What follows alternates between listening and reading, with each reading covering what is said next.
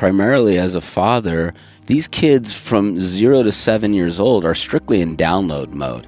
You know, they're not even making like rational decisions. They're literally just absorbing everything.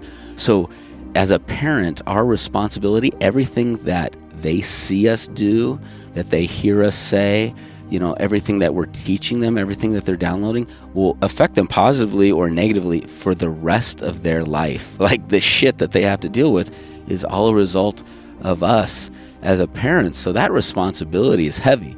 So do I speak to them in scarcity mode? Do I eat McDonald's every day in front of my kids, or do I eat clean? You know, that programming can affect these kids in perpetuity. That's Aaron Hinde, and this is episode 303 of Wellness Force Radio. Wellness Force Radio, where we discover the physical and emotional intelligence to live life well. You can have the same brain states as someone who's done an hour of meditation every day for 40 years. There's a lot of losses that we go through, so the ability to be able to cope with those losses is very important to build skill in it, because loss will happen. You know, you have to have spiritual courage to really grow spiritually, because if you really want to take guidance from your soul, you have to be ready to realize that many of the things that you're asking for guidance on, your ego has some kind of an addiction to or an investment in.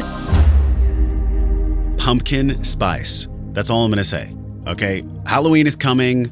And if you're looking for a drink that is a superfood that'll make you sleep amazing, look no further than the turmeric and reishi infused gold pumpkin spice from Organifi. This is my favorite drink in the evenings. If there was one drink I could have on an island and I had some almond milk, it would be Organifi Gold. They support Wellness Force. You can have this anytime you want. I would take it at night though. It's very calming. It's got adaptogens. I've talked about adaptogens on the show. This podcast is brought to you by Organifi Gold, and the Gold has mushroom extract. It has lemon balm, and for a limited time, you can get the pumpkin spice Organifi. To give you that quality sleep during the holiday season, which can be kind of stressful, just go to Organifi.com/wellnessforce.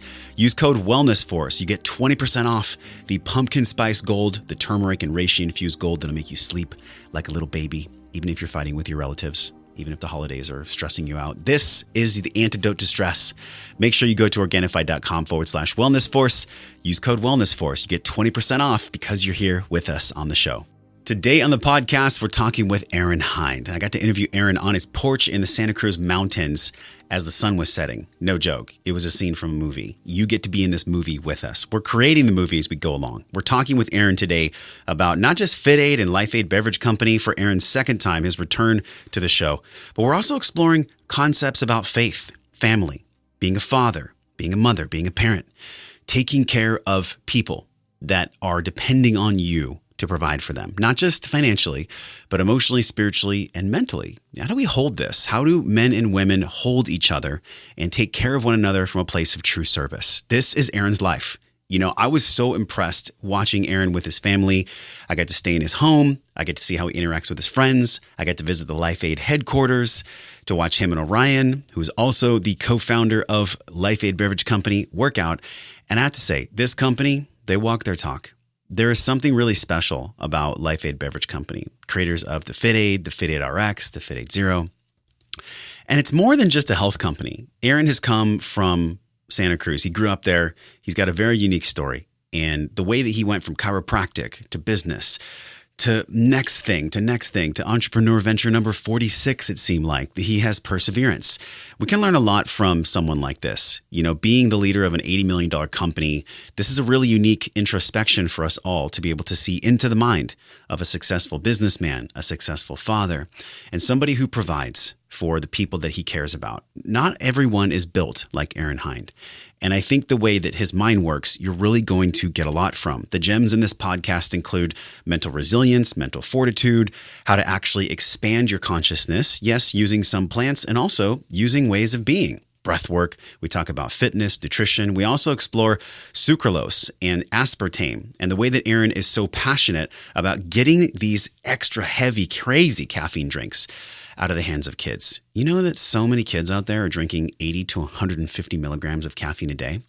We get to put a stop to this, not just because it's providing deleterious mental habits for them later in life, but because kids and teenagers weren't designed for that much caffeine. Neither were adults either. And this is why Aaron is really passionate about getting the right kinds of beverages into people's hands so that we can all be healthy. Capital B, capital E, B. It's not about the doing. And this is what you're going to learn from Aaron. There's a certain way of being that he has that I think you're going to get a lot from. Make sure you go to the show notes page today. It's wellnessforce.com/303. Learn more about Aaron Hinde and explore all the videos and links and information about Aaron and LifeAid. And oh, by the way, one more thing. This trip that I took to Santa Cruz, I met with Jay Brown, who's been a guest on the show. I went to Rhythmia with Jay earlier this year. And I was down there sleeping in Aaron's guest room, woke up with a massive spider bite on my back. Got so sick.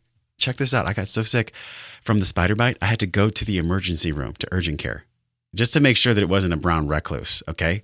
You know what the spiritual meaning is of spider bites? This is why it's perfect for this show. It's patience. It's about having patience. It's about cultivating patience. I flew home a day early and I reflected on this, and it was an absolute window of truth. Aaron, the way that he's led his entire life has been about cultivating patience and perseverance. And that's the lesson that all of us can get from Aaron today on this show. And it's a lesson that I think we're going to carry every day, every week, every year for the rest of our lives while we're here on this planet. So as you listen, I want to challenge you. I want to plant this seed in your garden. Where in your life can you cultivate more patience? Where in your life can you cultivate more patience? Where in all of our relationships with business and work and everything that we do, let's be patient. Let's cultivate that patience, that virtue. And let's take that into everything that we do. Now, let's drop in live and in person from Aaron Hinde's house in the Santa Cruz Mountains at sunset. I mean, just describe where we are, the beauty of this space. We are deep in the Santa Cruz Mountains, about as deep as you can get, actually. Yeah, I mean, you have a plot of land that looks like it's something out of a Storybrooke Lane. Yeah, I mean, we're off the grid. Like I said, deep in the mountains. We're probably 15 miles from the ocean, but we're looking over the Pacific through the clearing there.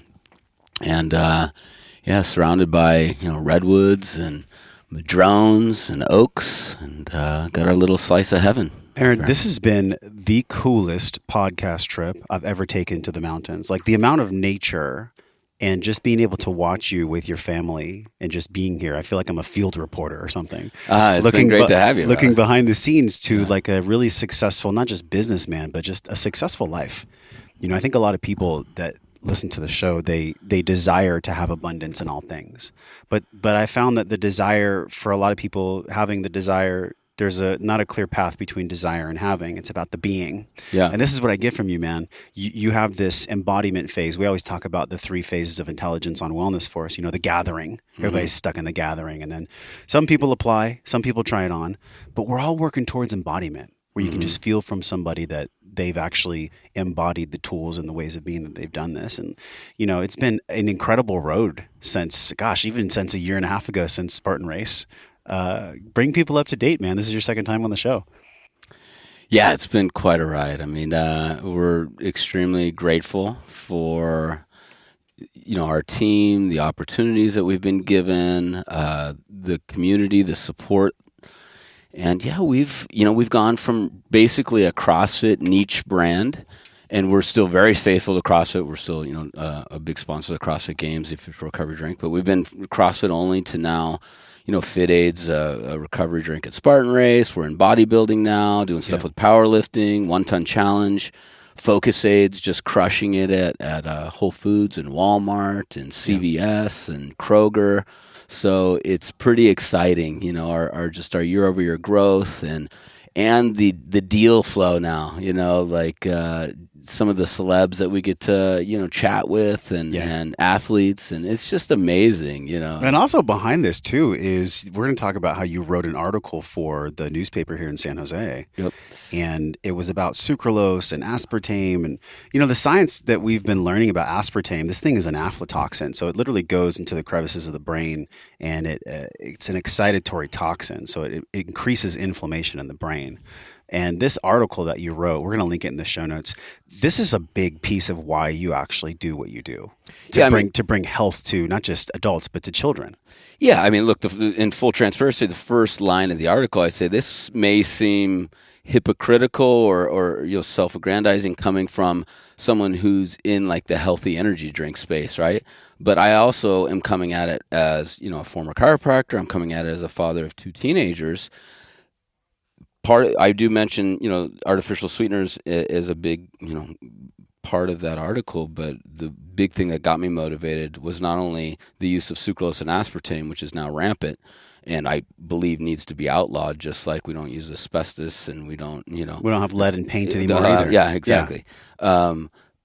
But the caffeine content, specifically in some of these energy drinks and pre-workouts that are marketed to kids, there is zero checks, zero regulation going on right now. Right now, you cannot have over 70 milligrams, I believe it is, of caffeine in a soda, but there are no limits on energy drinks. The FDA has already looked at this issue and said teenagers should not consume more than 100 milligrams of caffeine per day. That's a lot for a teenager, man. Yeah. 100 milligrams. These drinks have 300 to 350 milligrams. And kids are drinking 1 or 2 of them and then going to train or do a CrossFit workout or high intensity workout. I mean, no wonder there's Facebook pages about parents whose children have died as a result of this. I've put in a request for the Center for Poison Control I want to know exactly how many kids have had an adverse effect or died. I mean, people are getting minimal jitters to heart palpitations to arrhythmias to myocardial infarction as a result of this completely unregulated area. We were talking earlier. Yeah. Look at the other legal drugs. Tobacco. Alcohol, yes. Right? They've all had their time in court. Exactly. They've had their time in court. There's sensible regulation around it. You get cut off at the bar. You drink too much. You can't even drink until you're 21. You can't smoke until you're 18. But caffeine is a stimulant, which I am not anti-caffeine at all. Yes. I mean, I have my cup of coffee in the morning. I enjoy that. Our Focus Aid drink has 100 milligrams of natural caffeine in it. But taking a responsible approach when it comes to children, that my 13-year-old son could go down to 7-Eleven and buy 2 bangs and chug them, and there's nobody saying, well, wait a second, you can't do that. You're not old enough. It just doesn't make sense to me. And it's causing harm. As business owners, we know that it causes harm. It sells, right? Because it jacks you up. Yeah. It's like back in the day, in our day, right? We're in our 40s. No-dos. Remember no-dos? Sure. Was big? And Four Loko, and there's been all these things that happen. Remember the pre-workout Rip Fuel used to have a Fedra in it, I remember right? this, yes. People run with like sweatsuits on and try to lose 5 pounds before a wrestling match. Out on the track. I mean, and that's part of my fear, because I remember being in World Gym when I was, 16. I took a little too much Rip Fuel, and my body went into such a severe reaction. My heart was racing so hard. It had been beating 210 beats a minute. Yeah. I completely freaked out. I'm lying on the floor. I'm sweating. The coaches, the trainers are around me. Hey, are you okay? Are you okay? I'm like, oh man, I took this stuff. They're like, oh, you took too much pre-workout. And I'm laying there and I'm going, is this it? Yeah. Is this how I'm going to die? I'm 16 years old and I OD'd on pre-workout that I got at GNC. Oh man, right? I remember I was at 24 Hour Fitness 2014, 2004 actually, and it was like my very first year of training, and my fitness manager worked out with this guy, and all of a sudden he just falls to the floor. They have to put him in the corner of the room and his feet go up, and everybody's like, what's going on with this guy? And they said, oh, he took the product at the time, whatever we were selling, right. the most stimulated product for pre-workout. And I think even then in 2004, I was like, maybe there's like a better way to do this than amping yourself up before exercise. Yeah. And especially with kids, I've seen the way that you are such a dedicated father. Like this has been one of the coolest times of me hanging out with kids that aren't my nephews. My brother's a great father as well. And so I see that in you.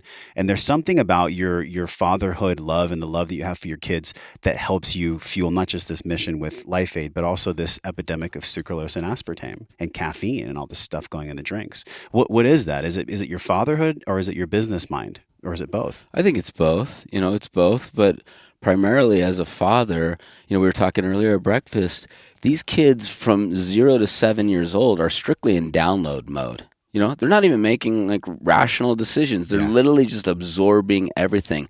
So as a parent, our responsibility, everything that they see us do, that they hear us say, everything that we're teaching them, everything that they're downloading will affect them positively or negatively for the rest of their life. Like the quote unquote shit that they have to deal with is all a result of us as a parent. So that responsibility is heavy. So do I eat McDonald's every day in front of my kids, or do I eat clean? What's that? Do I speak to them in scarcity mode? What I got when my parents did the best job they possibly could, and they're loving, and they live here on the property. They're awesome parents. But I heard a lot from my mom. Money doesn't grow on trees.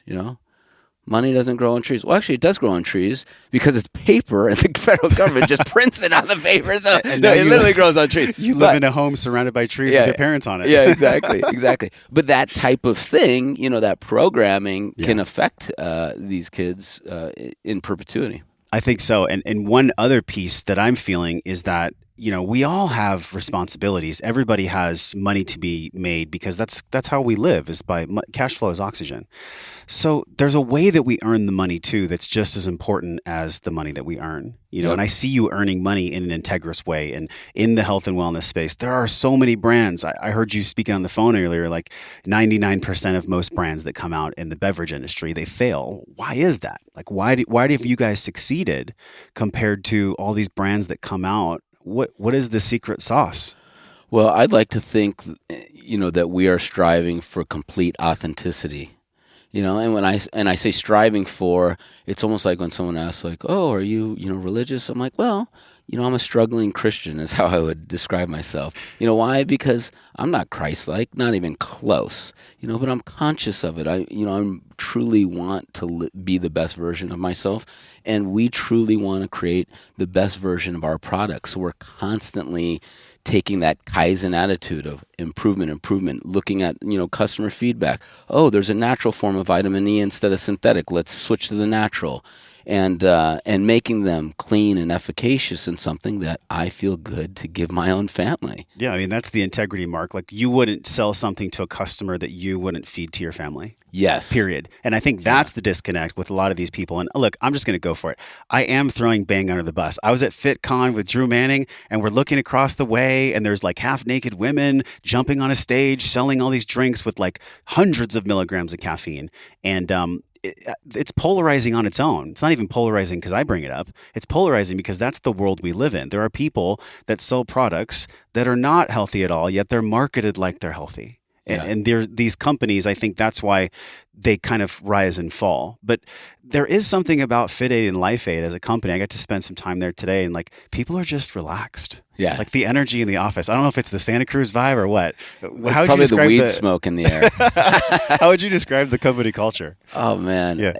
Well, we have incredible human beings that we bring to the table, right? Like, the quality of every person on our team is so high that even though we, are from, I think we represent, 6 different countries in the office, and maybe 5 different decades apart between the oldest and the youngest, everybody's a killer human being. And so when you just bring good people together and you have that diversity, and everyone is held to a high level of accountability, everyone takes extreme ownership, good things happen. It's all about, managing, kind of what we talked about last time, just being on the right trajectory, the right trajectory over time.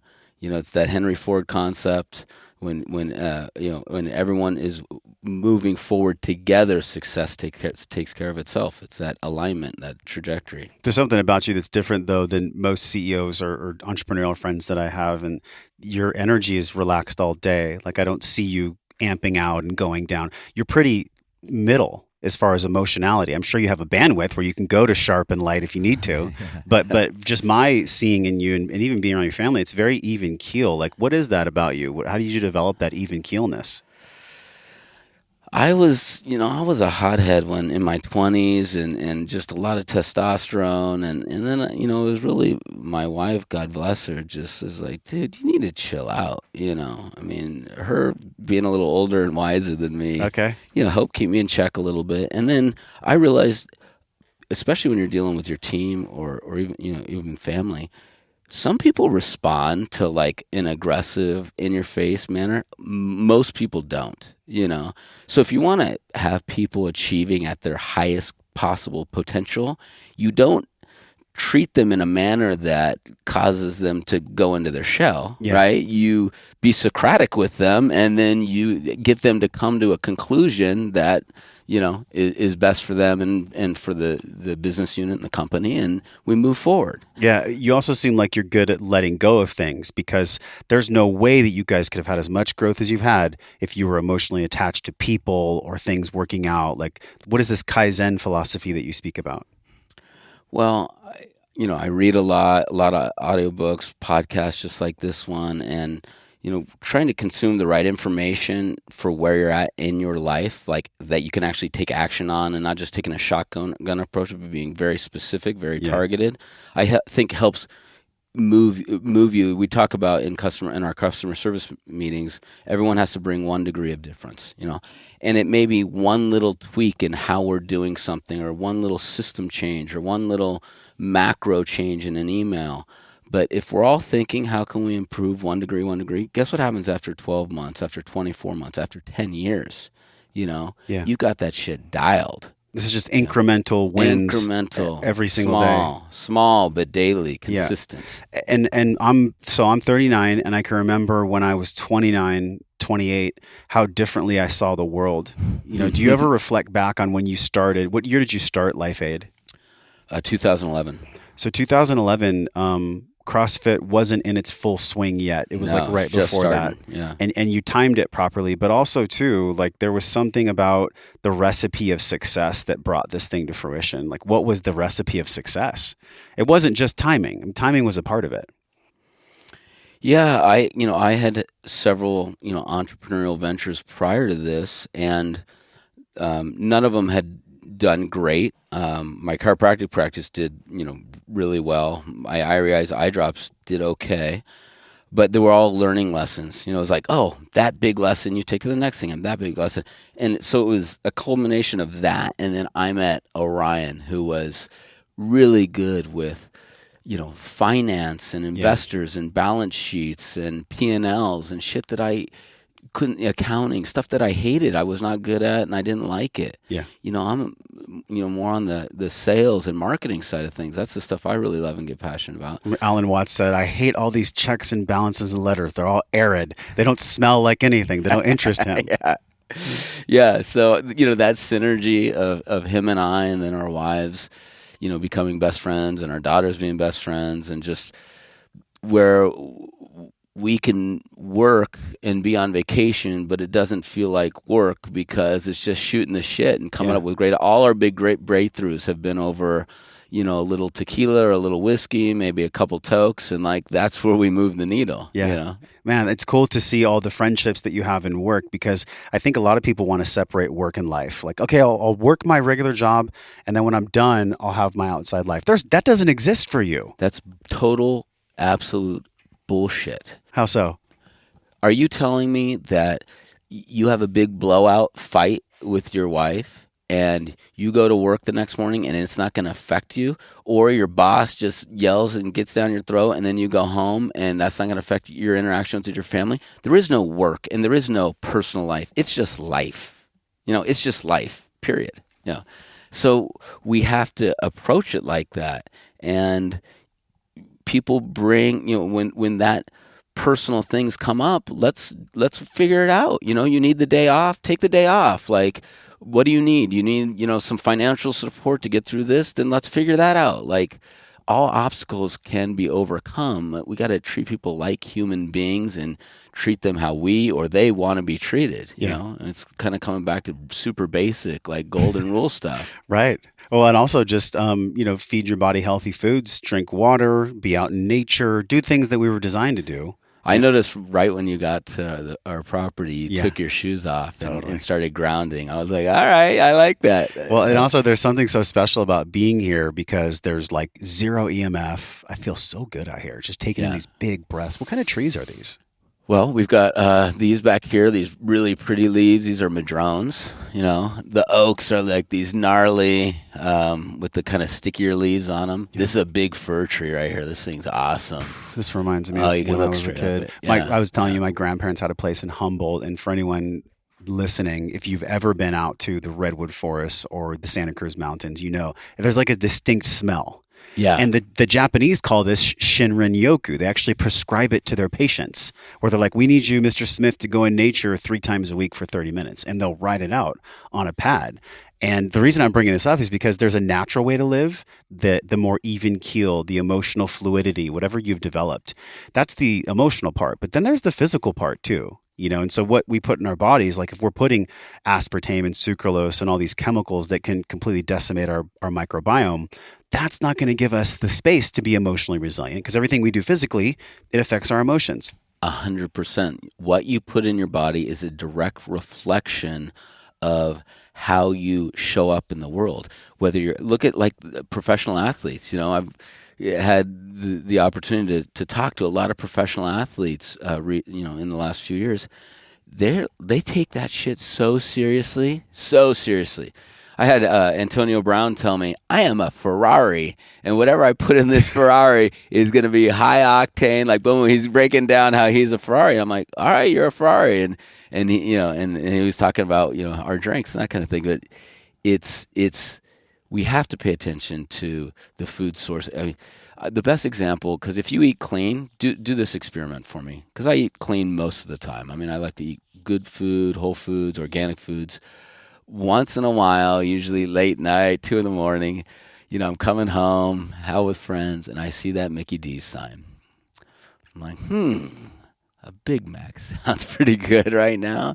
And I'll swing through that drive-thru, and I'll get the Big Mac. And again, it takes me about 12 months. I learn my lesson, then I forget, and then I do it again. People are cringing right now. Yeah. Aaron, what are you doing? Yeah.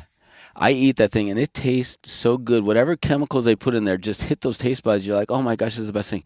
And then about 20 minutes later, I am sick. Yeah. Sick. My body is reacting to the poison that I just gave it. I'm sick. I can't sleep. I have heartburn. Sometimes I'll even gag and throw up. I mean, it's that bad, how bad. Like, so if you fast off of the garbage and then reintroduce it, it's shocking. But people are doing that to their bodies day in and day out with energy drinks and soda pop and Big Macs and Whoppers and all this garbage. Like, are you kidding me? Yeah. This is your temple. We only have one shot at this as far as we know. So why do you think this hasn't been more of a conversation in the media? Is there things getting in the way of it, or do people just not know enough about it? It's all marketing. It's all marketing for, since the 1950s. The science has been manipulated. The talking heads have been demonizing fat. You haven't had a TV for 17 years. Correct. Right? Correct. So Aaron's in the knowing. Yeah. Yes. Yeah. They were demonizing fat and propagating sugar. No fat this, no fat that. So all these processed foods that people have consumed have been high sugar, no fat. Well, we know we need good fats in our diet, and we know excessive sugar is very damaging. Right? Yeah. But that wasn't, there's still medical doctors out there. If you go in, they're pitching the 1960s diet to you. It's bizarre. So what it's creating is just chronic inflammation in the body. And chronic inflammation leads to about every disease that's out there. Yes.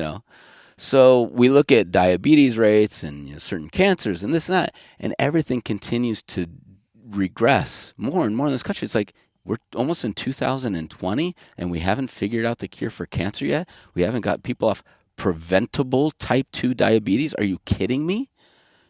What the hell is wrong here?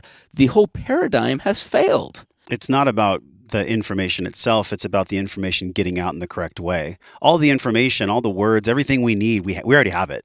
Yeah. It's just who's paying for it and how is it getting out there. So what's the biggest foe to the beverage industry then? To what you're doing? Because obviously, like, you've supported the show. We're grateful for these products. We love the products. I love the sugar-free one, by the way. Yeah. The one that we talked about that tastes like an orange but better. Yeah, FITAID Zero. The FITAID Zero. Yeah. So what is the biggest nemesis of this information getting out?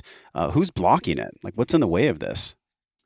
I think a lot of the old dogs are just, they're just not keeping up on the latest and greatest. Who are the old dogs, though? Well, a lot of your family docs and your some of the people in the media and the talking heads and the quote unquote nutrition experts.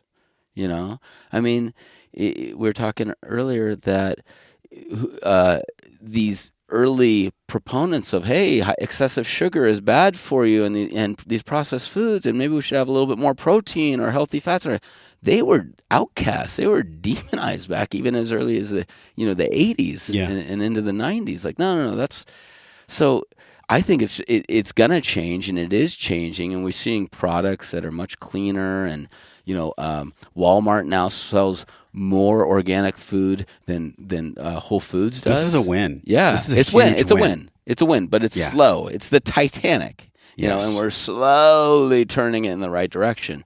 But it takes a while. It starts in the coast. It starts on the West Coast usually for nutrition. Yep. Then the coasts get it, and then it slowly works its way in towards the middle of the United States. Well, and also like the bigger a company is, the more sway they have. Let's be honest. Yeah. If you're in the top 5 of alcohol companies, you kind of get what you want. If you're in the top 5 of beverage companies, specifically, what would you call your niche? Like, what is the world that you operate in the most? What's that called? Like functional beverages. Yeah. If you're in the top 5 in functional beverages, and those beverages all band together and they agree, like, hey guys, let's at least, we know we're competitors, but let's at least have some standards that we all apply to as far as caffeine and aspartame and sucralose. Is that happening? No, but how do we make that happen? I'd like to make it happen. Yeah, I'd like to make it happen. And I think there's 2 ways it can happen. One, we band together as entrepreneurs and business owners and create these standards and live by them and say, is this good for the consumer or is it not? Yep. And if it's not, we don't put it in the product. Like, I think that's a moral obligation on my part, and I think it should be on their part as well. The other way is podcasts like this, where we're getting information out. People do their own research. They come to their own conclusion and say, hey, I'm not going to purchase those products anymore. Yep. I mean, when you said lead paint, nobody's going out buying lead paint if you could even buy it. But anymore, no one's going to go buy that because they know, why would I toxify my house with this? And I can see a day in the future where, just like tobacco, and now we're even seeing 5G in courts, the beverage industry has kind of been an outsider. People think of food industry. Beverage industry is totally separate. I mean, different regulations, different laws, different policies, right? It's not the same thing as the food industry. It's a totally separate wing, yes? Well, we're all under, Food and Drug Administration, FDA. But just as far as public awareness, yeah, absolutely. I mean, people, look at gluten-free and the vegan movement, Beyond Meat. All of that is very prevalent in the food industry. Yet, the beverage industry, you can still put half-naked 20-somethings on Instagram and sell millions of cans. It's like, well, wait a second here. Yeah. Let's actually look at the nutrition label, look at what we're putting in our body. Because I'm convinced liquid sugar is what has caused the diabetes epidemic. What do you mean by that? Specifically, liquid sugar? What about all the other foods that are laden with all these sweet points from behavioral scientists? Yeah, that's a big part of it. But I hear even today from people writing into customer service and testimonials we get, I was drinking 10 Dr. Peppers a day. Today, in 2019. 10 Dr. Peppers a day. I was doing this. I was doing that. Thank you. You got me off of this. I'm like, really? 70 milligrams of sugar is what's basically in a big gulp. That is the same dose of sugar that you would get if you went in to see if you had type 2 diabetes and they gave you a glucose tolerance test. You said milligrams, but it's grams. I'm sorry, grams. It's 70. Think about how many teaspoons of sugar that is. 70 grams of sugar. I mean, yeah. Oh no, it's so much. It's so that reaction that we're looking for to, like, okay, you're diabetic or you're not. You're giving that to your body every day when you're consuming this much sugar. Pile 70 grams. Get a scale out and take teaspoons of sugar till you get 70 grams and look at what a pile it is. It is insane. Well, the research is in. I mean, sugar in copious amounts. Actually, sugar just mostly in general is not healthy for most people's immune system. Of course, there's always these people, and we all have them. Like my friend Sean, he could eat a sleeve of Oreos and wake up with a new six-pack. Like, there are just certain people that can eat whatever they want. But for the majority of us, here in this conversation, there are some certain dietary practices that work well, and they all kind of align. I don't care if it's the OMAD diet or ketosis or vegetarian or paleo, they all have this common thread between avoiding processed sugars Yes. and avoiding hardcore stimulation Yeah. to the nervous system. Yeah. So when I look at what you guys are doing, I mean, how would you say that you'll be a part of this in 5 years? Do you think you'll be on boards? Do you think you'll be in policy making for this? I'd love to be. Absolutely. I mean, I was an elected official twice here in Santa Cruz County on the school board side of things. I would love to lead policy around this. I'd like to see the change come from within the industry first and foremost. I'm not a big fan. I'm more of a libertarian, so I don't think that the government should just be regulating everything. I'd like the consumer and responsible business practices to regulate themselves and have change that way. There's capitalism, and then we've talked about conscious capitalism. I love John Mackey, the founder of Whole Foods. I met him. I had lunch with him. How was he in person? Awesome. Yeah, incredible guy. Very much a practicing what he preaches. He's all about, like Whole Foods is the name. He's all about Whole Foods, not as the company, but as a way of life. Yes. Yeah. Yeah, because I think about this phrase, conscious capitalism. A pain point for a lot of people, Aaron, is finance. I would say if you ask most people in America, they've either lost their purpose or they're on the wrong track or they're figuring out their life. And I would say finance is probably the biggest stressor for them. So that what that happens is people get into scarcity mode because finance, right? So then they're playing the short game instead of the long game. The short game is just chasing the quick buck because I'm in scarcity mode and I've got all this financial pressure.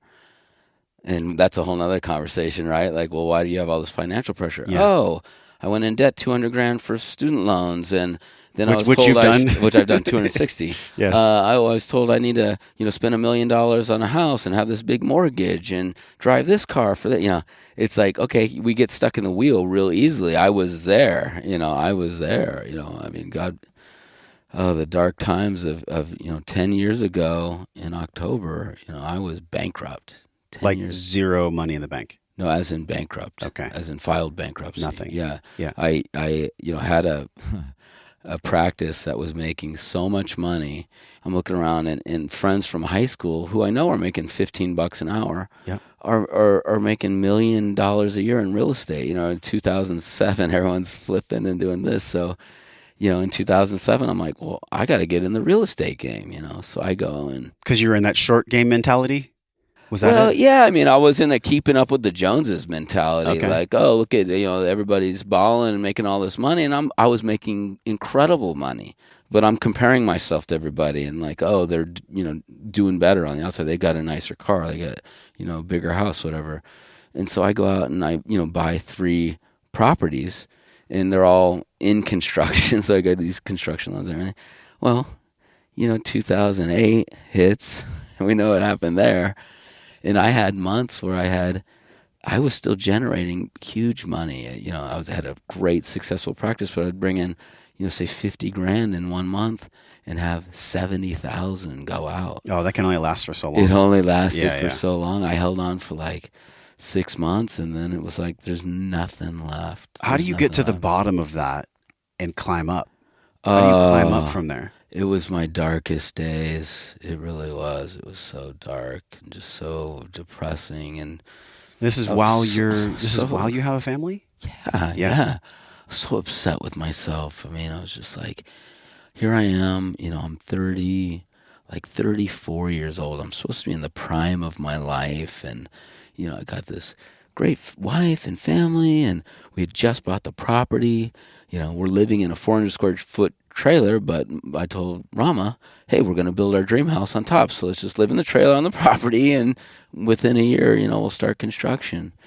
And, because, the economy is never going to turn around and things will never get tight. And, when that happened and I just lost, I lost everything. I was at the deepest, most embarrassment, humility. I needed it, though. I needed it. Why did you need it so much?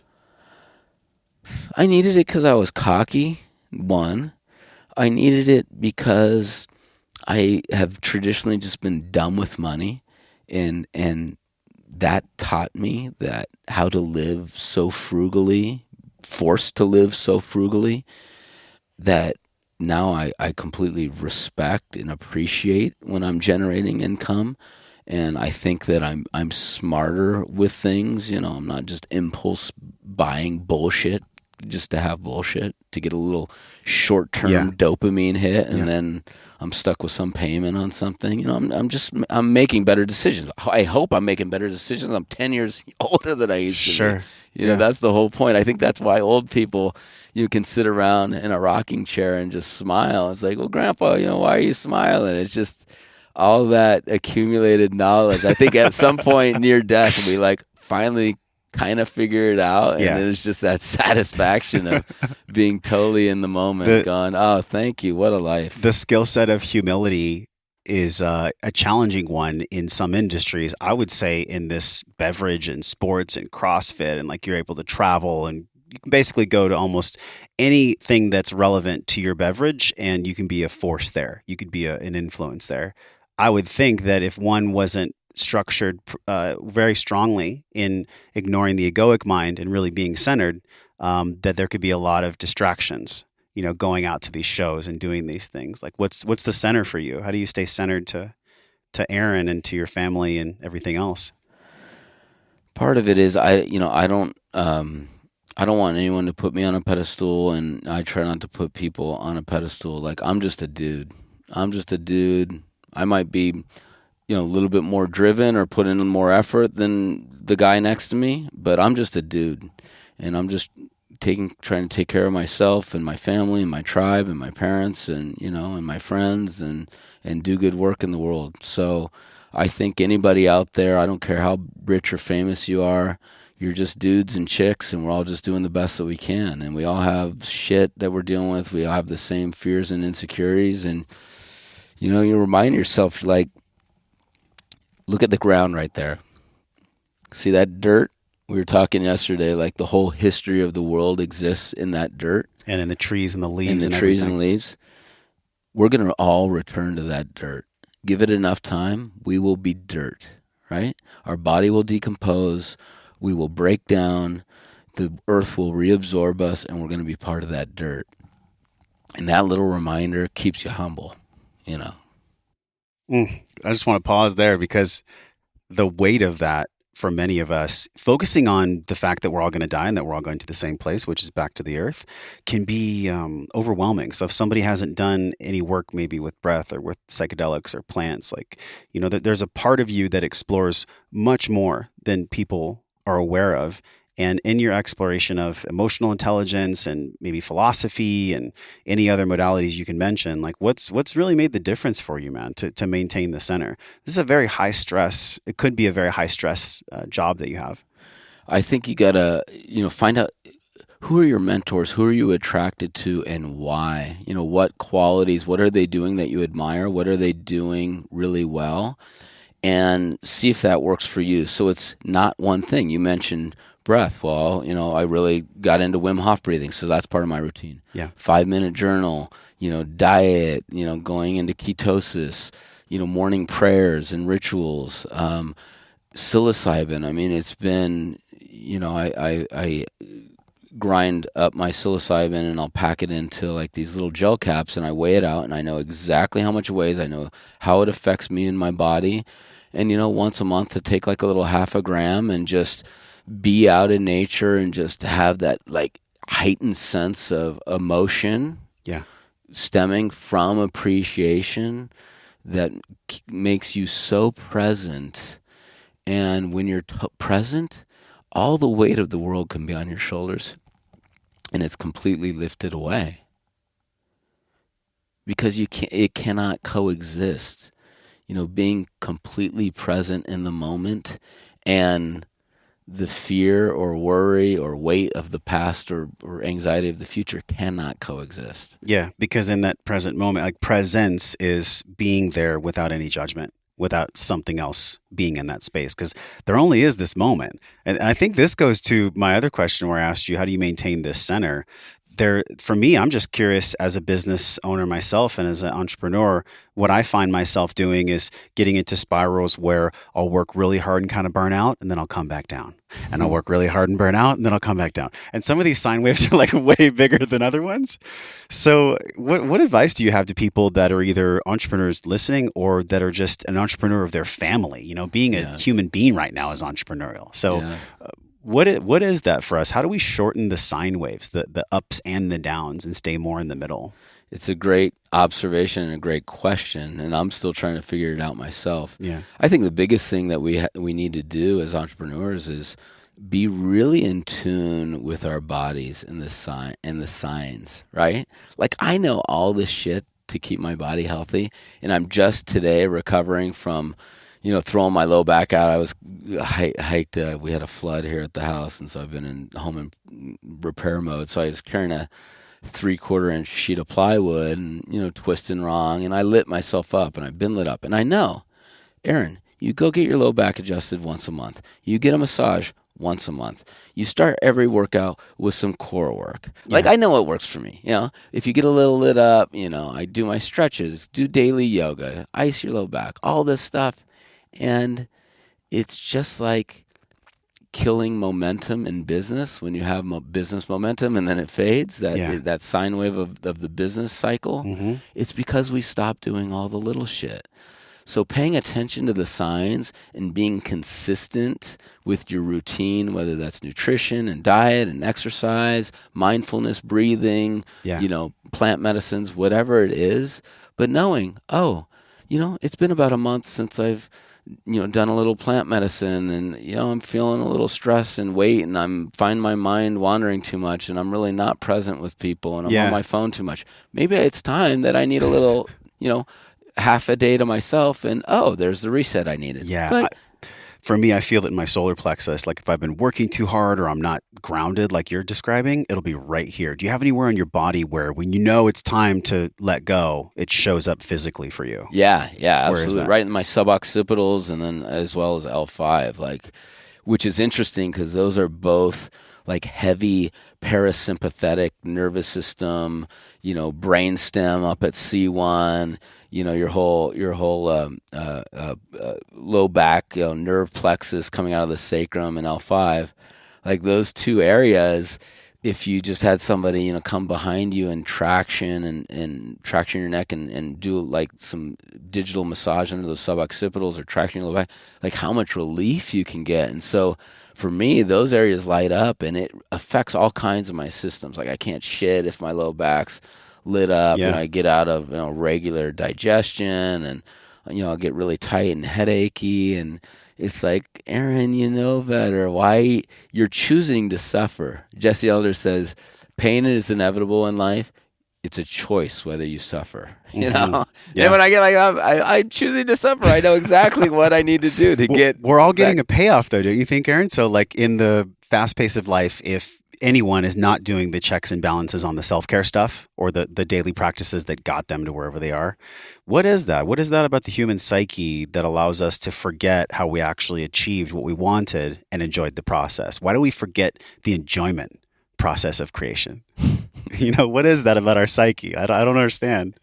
Because we're chasing the pot of gold at the end of the rainbow, and some of us are just, it's hard for me, brother, because, I get driven, and I get in that mode of like, only if we do this, or if only I get to that point, and I'm chasing, and I'm reminded, usually through either my wife reminding me, or my body reminding me, or somebody reminding me in a way that's usually not totally pleasant. Like, dude, chill the fuck out.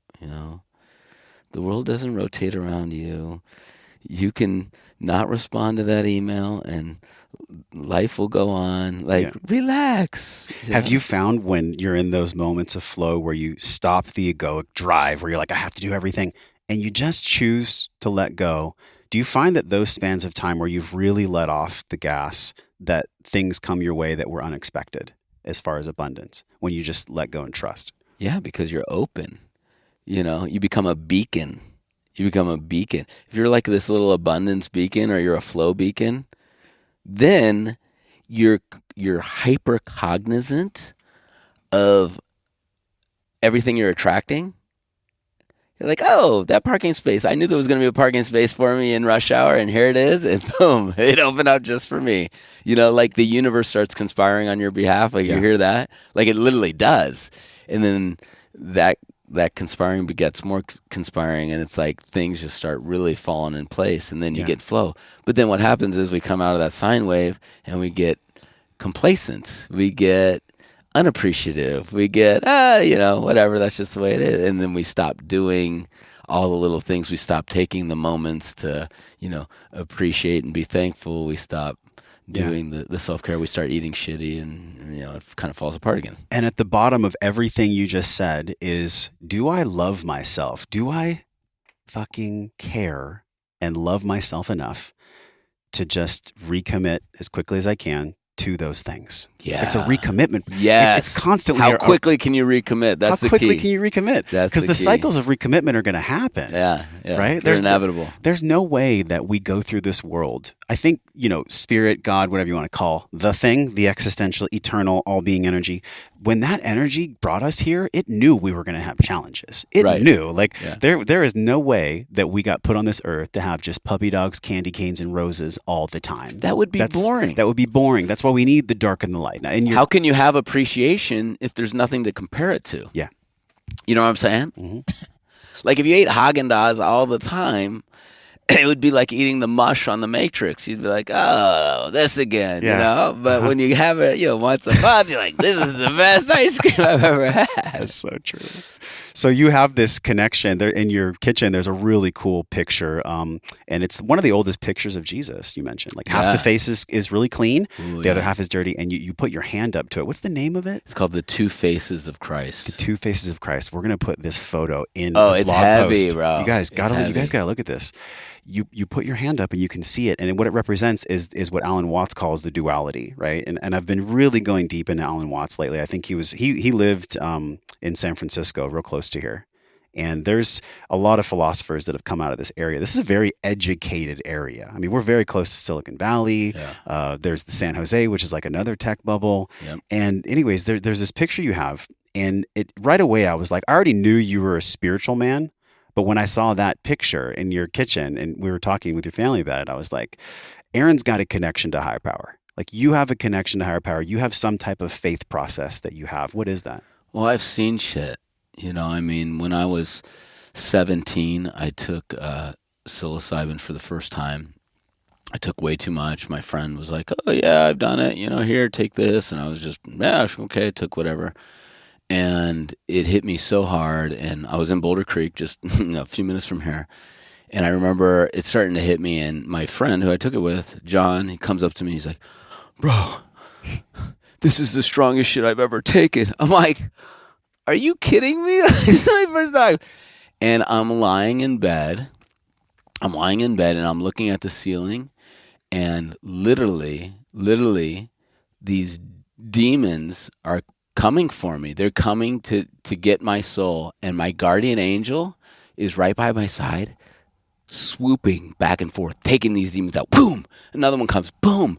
For hours, and it wasn't tiring. Just like boom, boom, kept defending me. It fucking changed my life. I came out of that, and I'm like, okay. There's definitely a God. There's a whole spiritual realm that we don't know about. Yes. I don't give a shit what anyone says. Exactly. I experience that in my nervous system, and I feel that, and then since then, I've seen like weeping icons, like MERB producing icons, and my sister, I told you yesterday, is a nun. My sister became a nun at 15, and she's so with her whole life and spirit believes what she believes, and it has complete and utter faith that I respect her. She was a top of her class. I mean, she's just a smart, athletic, popular young woman. And for her to make that shift at such a young age and to see that dedication level, I go, there has to be something there. Yeah. And there is something there. And I've seen people heal miraculously, and I've witnessed things in my life, and I've seen how everything is interconnected. every one of us is connected. And to me, when I was talking with Bronson, like, Bronson, what do you believe? Do you believe in God? My son, 13-year-old, do you believe in God, or do you believe in Big Bang? And what did he say? He's like, well, I think God created the Big Bang. And I'm like, I never talked to him about that before, but that's exactly what I believe too. Yeah.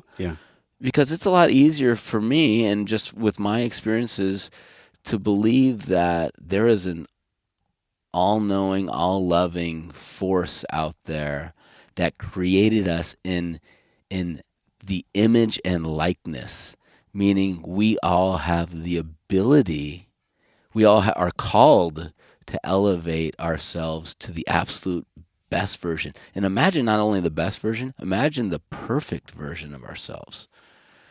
Imagine the perfect version of ourselves. Yeah. It sounds like we already are. I mean, you're perfect. I'm perfect. We're all perfect individuations of God. I mean, people are waking up to the fact that we're God. And that statement is very polarizing. Yeah. If I were to say, Aaron, you're God, and you're to be like, Josh, you're God. People don't like that. Yeah. But the reality is if we're made in the likeness of God, and that we're a segment of God, then we're God. Yeah. Because that's our source. Even, there's certain philosophers and theologians that even talk about Jesus struggling, being fully human, struggling with his divinity, like in his humanity going, do I really buy into this, that I'm God? And as soon as he fully bought into that, then all this miraculous stuff starts happening. So we all have that ability, I think, to fully buy into that. Yep. And then, we can move mountains, or we can do miraculous things. We can heal people. There are people healing people today. Yeah, well, people heal people. Your roots, I'm just getting this from you now. I don't know why I didn't think about this earlier. Your roots have always been as a healer. Yeah. Your buddy's here last night, and you're doing chiropractic work on him. And that was your base. You went from like entrepreneurialism, getting your ass kicked, doing hundreds of phone calls, I think you had mentioned, for like a year straight, calling out a phone book. There's something about your level of awareness that possibly did come from when you were 17. I mean, that seems like that really was a pivotal moment for you, not only in recognizing there was God, but also, do you think that possibly altered your path as an entrepreneur to have the tenacity and the flow to get through it all, that event? Yeah, because it was such a struggle, and typically we avoid obstacles in life, and when you can avoid an obstacle and you're just faced with it and you're dealing with it, you come out a different person. What is it? Ryan Holiday says the obstacle is the way. Yep. It's that whole philosophy of whatever's put in front of us is the path. We're not trying to go around it. We deal with it because it is the path. The only way that we can progress and move forward is by accepting that challenge. I think Louise Hay, the founder of the Hay House movement, reaches hundreds of millions of people. And she said, the only way out is through. Emotionally, people try to go around stuff. Yeah, or medicate themselves. Or pacify what's really going on. Right. And there is something to be said about having a tribe. You mentioned that you provide for your family, you provide for your tribe. Yeah. What does tribe mean to you? Like what does a real tribe mean, to have a tribe? It's people that are resonating on the same vibration or a very similar vibration. Because for me, it's not defined by, location, ethnicity, socioeconomic status. It's if I look at what I consider our tribe, and who the individuals in that tribe, the only commonality is we are on the same wavelength. And that wavelength, and we all are striving to be the best versions of ourselves, to treat other people with that respect, to have that trust that, hey, I can leave my kids with you, and I know that they are going to be totally safe and protected to the same degree that I would protect them myself, to the same degree they know that I'm going to protect, their kids and provide. Like, to have other men that are actual, men. Yeah. And women that are strong women, and children that are better than we were, that are more enlightened, that are even more, that truly will end wars, will end famine, will end homelessness, can actually come up with solutions because they're not bound by all the limitations and bullshit that we got fed on the television between 0 and 7 years old. Yeah. I love that you said that, because sometimes people can think that having friends is the same as having tribe. I think they're very different, because I have a lot of friends who are like third and fourth rung, especially in like the media world where everybody tries to be your friend because they're like, hey, I want to be your friend because I want to get to that guy. That's a thing. And so my question for you is like, how do you differentiate somebody who's a friend versus somebody who could be in your tribe? What are their characteristics? What are their ways of being that are in your tribe specifically compared to just being a friend? Yeah. Well, I would define things a little bit differently than you're framing them. Mm-hmm. So I would call someone that's a friend is in the tribe, but I don't have tons of friends. I have lots of acquaintances. Yeah. But people that I can really open up to and feel comfortable and feel supported and be vulnerable around and not feel judged. I mean, that's a smaller group of people, and those are the real friends. I think everybody else is, an acquaintance, and there's nothing wrong with acquaintances. Totally. We live in this world, and you can be acquaintances with your banker and your accountant and customers and this and that, but it's okay that you're not friends with everybody. It's okay that not everyone's in your tribe, because the great thing about tribe is you attract who you're going to attract, and you're also going to repel who you're supposed to repel. If you have self-awareness, if you're being yourself. Yeah. Yes. Yeah. If 100%. you're totally authentic, then be authentic and attract other authentic people that are on that same wavelength. Then you have a true tribe. You force somebody, they've got 100,000 followers on Instagram, so we need to let them in our tribe, or this person was on a TV show, so we got to let them in our tribe. And no, that's how you kill a tribe, because the wrong person in the tribe will kill a tribe. Yeah. Oh, that's such a great way to describe it. So, because I think about this skill set that you mentioned of like, hey, can I be vulnerable in some of this, and they're not judging me? Can I open up and without judgment in front of my real friends? Right. That only comes, I think, Aaron, through experience. I don't know if there's a formula or a PDF for that to figure out who you can really be vulnerable in front of. That's just come through life experience, I feel like. Yeah, it does. But I think the more in tune we get to, the more our intuition, if we're really paying attention to intuition, it always guides you the right direction, always. So when you meet somebody and you connect with them and you shake their hand or you give them a hug or you look them in the eyes, your intuition knows right then, we're going to get along really well. Yeah. Or we're in the same tribe, or we're not. This is so great. This is why I've enjoyed staying with you and why I love talking to you, because God, dude, in the business world, you're an anomaly. You're a fucking anomaly. Like, I don't know what it is about you. And actually, I've gotten my finger closer to it in this conversation. I feel like it's a combination of everything that you've gone through and the choices that you've made, which could be a blanket statement, but there is a certain way that you kind of stayed above the bankruptcy, being at the bottom, having all these things happen that might have honestly just forced most people to say, you know what, maybe this isn't my path. Maybe I'm not supposed to do this, and having the monkey mind take over. Could you share with somebody who's maybe a creator themselves? They have a dream, they have something that they really care about, and they're in that moment currently of like wanting to quit, like wanting to stop. Yeah. I mean, literally, I just say, Lord, have mercy. Just show me what I'm supposed to do here, because I do not have all the answers. And I've fucked up so many times in so many ways, and just, like I said, sometimes you hit the bottom and you take a breath and you say, okay, there's a lesson here, and it's a big lesson. The bigger the challenge, the bigger the lesson.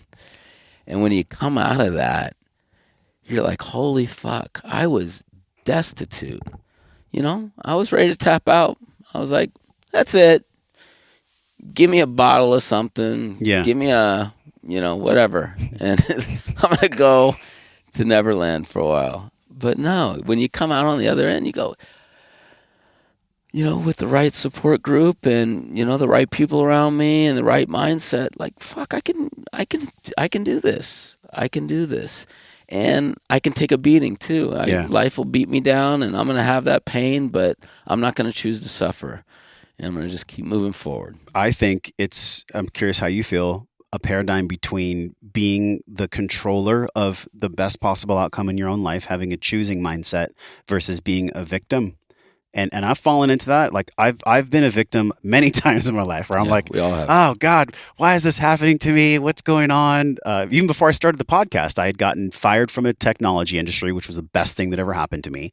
Driving home, felt this surge of fear and this surge of possibility at the same time. And I was like, all right, I'm going to go for it. Yeah. And I think that's when most of us get cracked to our core, when we're, like you said, we're beaten down to our knees, where the element of faith and just surrendering to God or something, whatever this is, surrendering to its power. Yeah. That's really what I feel from you. Yeah.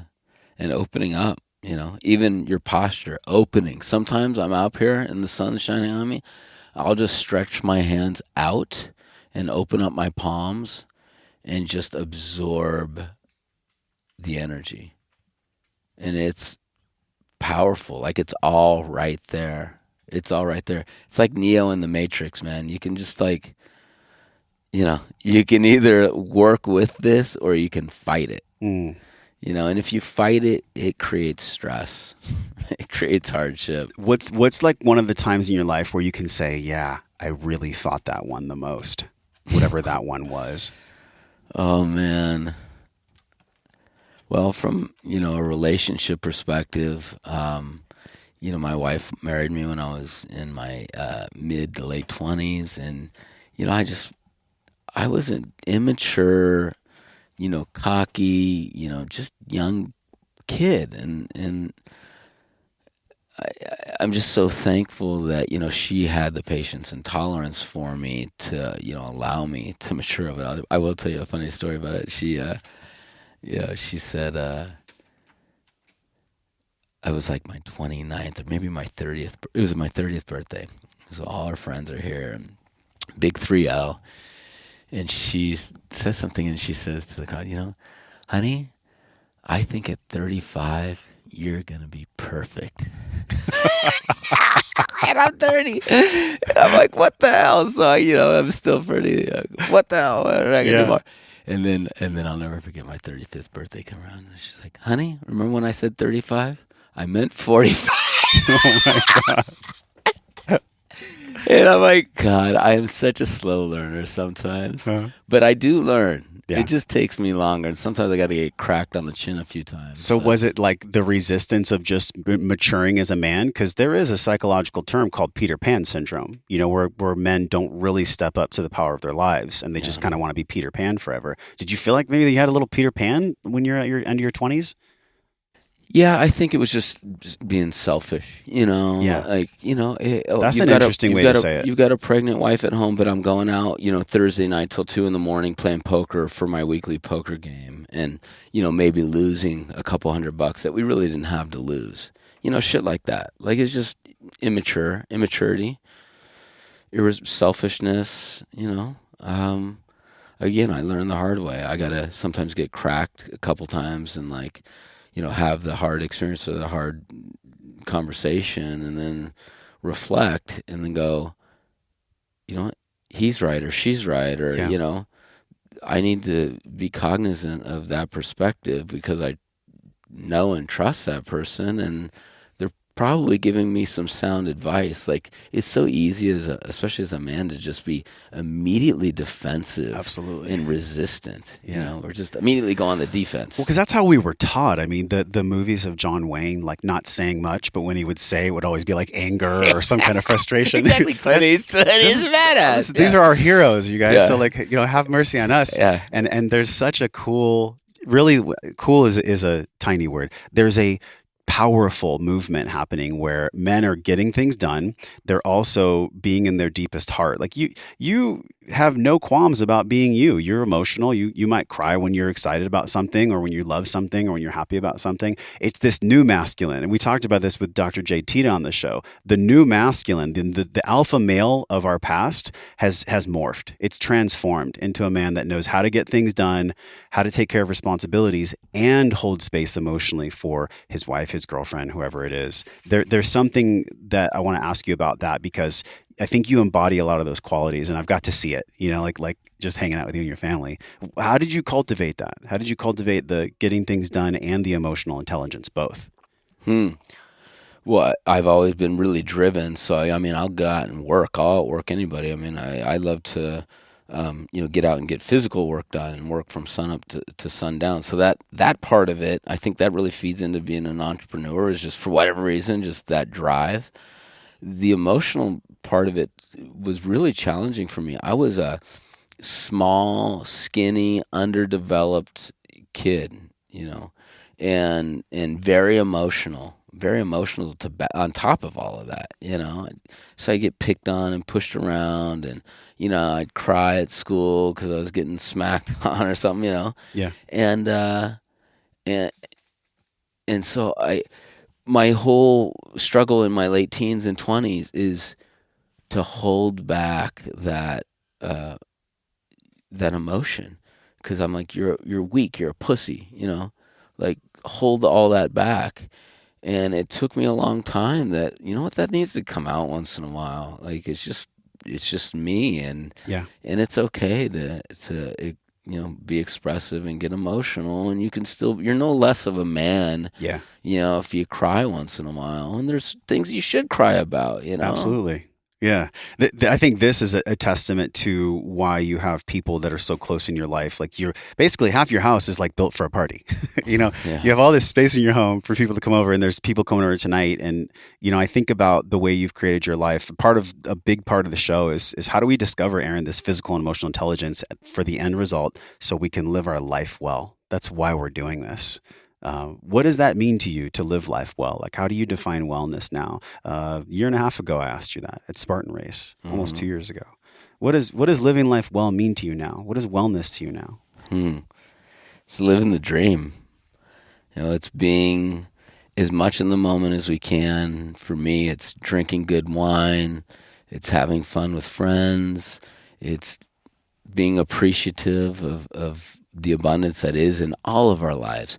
You're probably listening to this right now in the United States. You could have been born in fucking southern Sudan, getting your arms chopped off with machetes, It's not funny. I was just, the way you put it was... No, I'm just saying, right, like, absolutely. we all won the lottery just by virtue of 100%. we're here and have the equipment to even listen to this. We have a car, or we have an iPhone, Life is good, people. Life is good.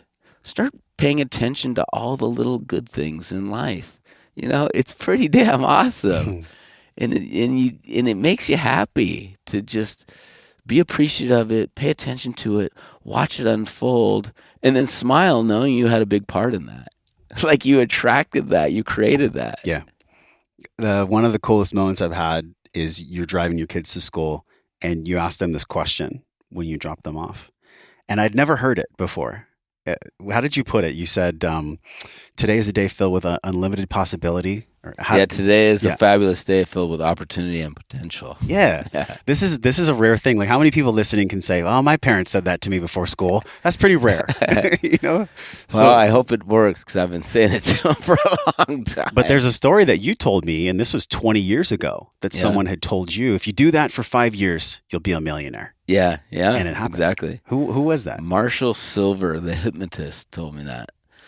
I saw him speak on the stage. He hypnotized a bunch of people, and I'll never forget, he had this Rolex on that was all diamonds. It was like one of three, and it was sparkling so brightly from the stage. I'm like, I'm going up there. Like, I went up. Apparently, I'm not hypnotizable, so I got kicked off. But there was like 10 people left, and he fully hypnotized them.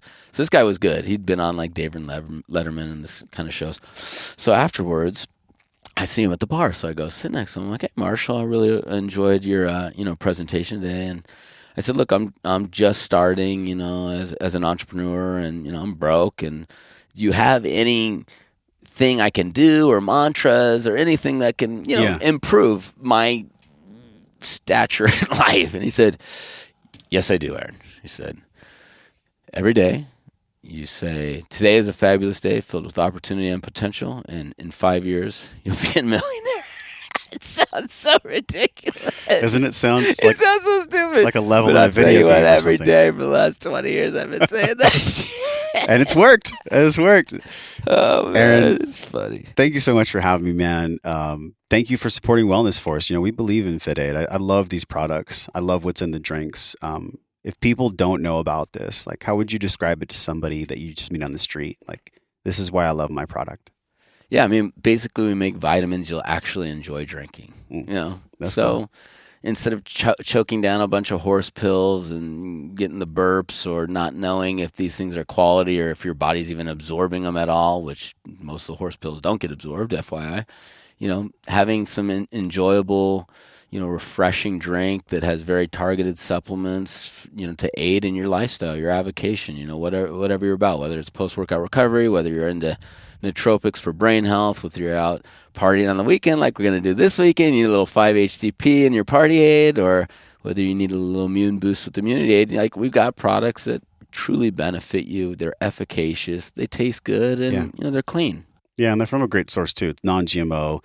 The BPA-free cans. The company actually is in the old Wrigley Gum building here in Santa Cruz. Yeah. So there's history, man.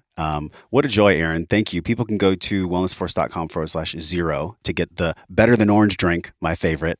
But also, where can they engage more with this brand from a social impact level? We talked about the sucralose and aspartame. Yeah. Are you guys, is LifeAid going to be putting out anything where they're taking a stand for that in their social channels or in their branding and messaging? Absolutely. Because it seems like We this is a already big have, fire behind the next wave of just evolution of consciousness, really. Yeah. Yeah. I mean, check us out at LifeAid or at FITAID are our two big active accounts on Instagram primarily.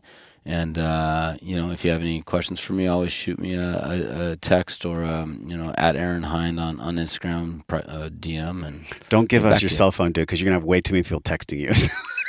But we'll link how to contact your company and you in the show notes for sure. Yeah. Aaron, thank you, brother. All right, brother. Lots of love and lots of appreciation for being here in the Santa Cruz Mountains. We're talking about Aaron. We're talking about more of his story in the Wellness Force group. It's wellnessforce.com/group. And enjoy your life, people. Let's take deep breaths. Let's enjoy. Let's enjoy this thing. And also, if you haven't downloaded our M21 guide, it is amazing people like Aaron that have come on the show. 330 people. And we've just distilled the things that are the threads between these successful men and women. And we distilled them into 6 things. And you can get that at wellnessforce.com/M21. Josh and Aaron were out from the beautiful Santa Cruz Mountains. Peace. Hey, thanks for listening to the show, my friend. Everything you learned on this podcast starts with your morning practices. So from over 300 world-class guests, we pulled together 6 simple yet powerful morning practices down into a 21-minute system, guaranteed to increase your vibration and the way that you feel every day. Get this free, powerful guide over at wellnessforce.com/M21. And if you love this show, share it with somebody. Share it with somebody that you love or that you care about. You can support the show easily by leaving us a 5-star review on iTunes. Just go to wellnessforce.com/review, or if you're on your phone, just tap it, hit the link in purple that says review this podcast. And the journey does not stop here. We're continuing this discovering process in our private Facebook group over at wellnessforce.com/group. You can be a part of it. You already are. All you have to do is join us at wellnessforce.com/group, and I will welcome you at the door. Now go out into your life and live your life well. And until I see you again real soon, I'm wishing you love and wellness.